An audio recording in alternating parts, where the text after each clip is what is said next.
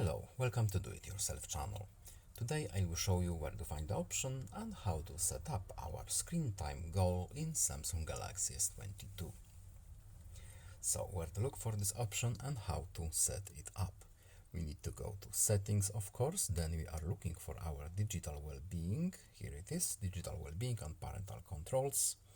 And in here we have screen time goal. What does it do?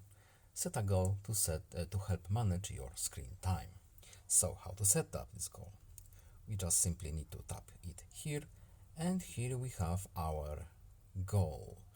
Let's say 1:30 and done. And as you can see, we have our screen time goal set up here, and it's counting down.